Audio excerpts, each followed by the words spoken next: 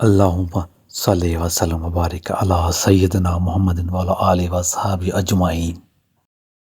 السلام علیکم دوستو، کیا آپ ایک ایسے جانور کے بارے میں جانتے ہیں جو ایک ہی لقمے میں پوری دنیا کو کھا جائے گا؟ ناظرین، آج ہم آپ کو نبی کریم صلی اللہ علیہ وآلہ وسلم کی جانب سے بتائی ہوئی ایک ایسی نشانی کے بارے میں بتا رہے ہیں جسے سن کر ہم اپنی پوری ترقی کے باوجود بھی ہم اسے انڈرسٹینڈ نہیں کر سکتے۔ یہ نشانی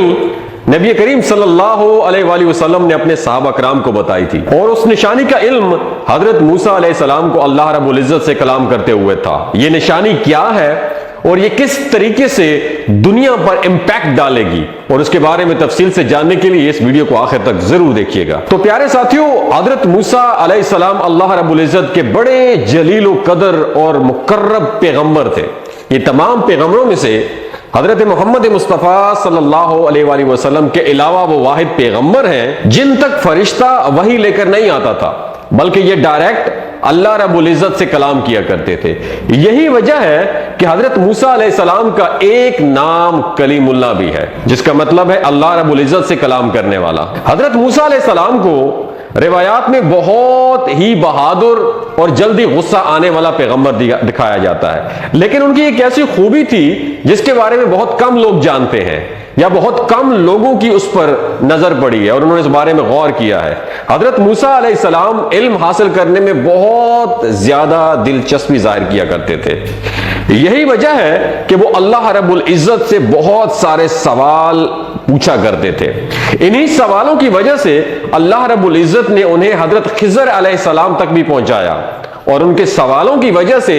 حضرت خضر علیہ السلام اکتا گئے تھے اور ان پر غصہ کرنے لگے تھے۔ اس طرح ایک دن حضرت موسیٰ علیہ السلام جب اللہ رب العزت سے ہم کلام ہو رہے تھے تو انہوں نے پوچھا کہ اے باری تعالیٰ، اس دنیا کی تمام مخلوقات یعنی انسان، جن میں چرند پرند اور حیوان بھی شامل ہیں، وہ آپ کے حکم کے خلاف ہو جائیں اور آپ کے آرڈرز پر عمل کرنے سے انکار کر دیں تو پھر کیا ہوگا؟ اس پہ اللہ رب العزت نے جواب دیا کہ اے موسیٰ، اگر پوری دنیا بھی میرے احکام پر عمل کرنے سے انکار کر دے تو مجھے کوئی فرق نہیں پڑتا، میں ان پہ ایک ایسا جانور چھوڑ دوں گا جسے پوری دنیا کو ایک ہی لقمے میں کھا جائے گا۔ یہ سن کر حضرت موسیٰ علیہ السلام جب بہت حیران ہوئے اور کہنے لگے کہ یا اللہ، وہ جانور اس وقت کہاں ہے؟ اللہ رب العزت نے فرمایا کہ وہ جانور میری بنائی ہوئی بہت سی چراگاہوں میں ایک چراگاہ میں چر رہا ہے۔ ناظرین، یہ وہ حدیث کا مفہوم جس کے بارے میں نبی کریم صلی اللہ علیہ وآلہ وسلم نے اپنے صحابہ کرام کو بتایا، یہ سن کر ہی انسان حیران و پریشان ہو جاتا ہے کہ ایسا بھی کوئی جانور ہے جو اتنی بڑی دنیا کو اور اس کی تمام مخلوقات کو ایک ہی لقمے میں، ایک ہی نوالے میں کھا کے ہڑپ کر جائے، اور پھر اس سوچ کے اور یہ سوچنا کہ وہ چراگاہ کتنی بڑی ہوگی جس میں وہ جانور چر رہا ہوگا، اور وہ جانور خود کتنا بڑا ہوگا جو اس پوری دنیا کو ایک ہی لقمے میں کھا سکتا ہے۔ بے شک یہ جانور اللہ رب العزت کی نشانیوں میں سے ایک نشانی ہوگا، اور اللہ رب العزت تو پوری کائنات سے بے نیاز ہے۔ اگر اللہ چاہے تو کیا کچھ نہیں کر سکتا، اور اللہ اس بات کی کوئی پرواہ نہیں کرتا کہ کوئی میری نافرمانی کرتا ہے یا میری اطاعت کرتا ہے۔ اطاعت کرنے والوں کے لیے ڈیفینیٹلی نو ڈاؤٹ کہ جنت ہے، اور نافرمانوں کے لیے جہنم ہے۔ لیکن کسی کی بھی انکار کرنے سے یا اطاعت سے روگردانی کرنے سے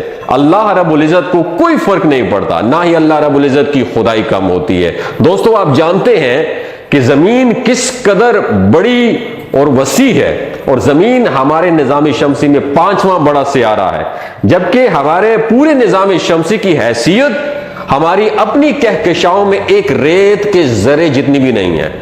ہماری اس پوری کہکشاں جتنی بڑی کہکشائیں بھی ناقابل بیان تعداد میں کائنات میں موجود ہیں۔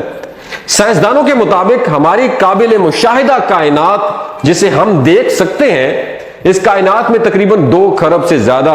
کہکشائیں موجود ہیں، اور ہر ایک کہکشاں میں اندازہ لگایا گیا ہے کہ تقریباً 10,000 خرب زمین جیسے سیارے بھی موجود ہیں۔ تو آپ اندازہ لگا سکتے ہیں کہ اس پوری کائنات میں زمین جیسے سیارے کس قدر بڑی تعداد میں ہوں گے، اور اس پوری کائنات کے سامنے ہماری ورتھ ہی کیا ہے۔ حیثیت ہی کیا ہے اور وہ جانور کتنا بڑا ہوگا جو زمین جیسے بڑے بڑے سیاروں کو ایک ہی لقمے میں کھا سکتا ہے۔ ہم آپ کو ایک اور جانور کے بارے میں بتاتے ہیں جس کا ذکر قرآن کریم میں آیا ہے اور حدیث نبوی صلی اللہ علیہ وآلہ وسلم میں بھی ملتا ہے، اور اس جانور کو اللہ تعالیٰ نے قرآن مجید میں دابۃ الارض کے نام سے جانا گیا ہے، جس کا تعارف اللہ تعالیٰ نے دابۃ الارض کے نام سے کیا، یعنی زمین کا جانور۔ اور یہ جانور قرب قیامت میں ظاہر ہوگا، اور جب قیامت آنے والے ہوگی یہ جانور نہایت ہی عجیب و غریب قسم کا جانور ہوگا، اور اس کے اندر تمام جانوروں کی مشترکہ صفات پائی جائیں گی، یعنی اس کی دم کسی اور جانور کی ہوگی، منہ کسی اور جانور کا، اور جسم کسی اور جانور، اور آنکھیں کسی اور جانور کی ہوں گی، یعنی اس کا پورا جسم ہوگا وہ کسی نہ کسی جانور سے مماثلت رکھتا ہوگا۔ یہ جانور انتہائی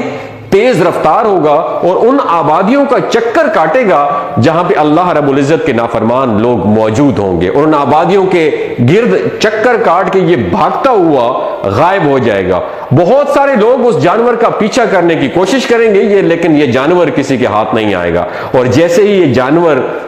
یہ اچانک ظاہر ہوا تھا ویسے ہی یہ غائب ہو جائے گا۔ اس جانور کو بھی حدیث مبارکہ میں اللہ رب العزت کی نشانیوں میں ایک نشانی قرار دیا گیا ہے، اور یہ کہا گیا ہے کہ یہ جانور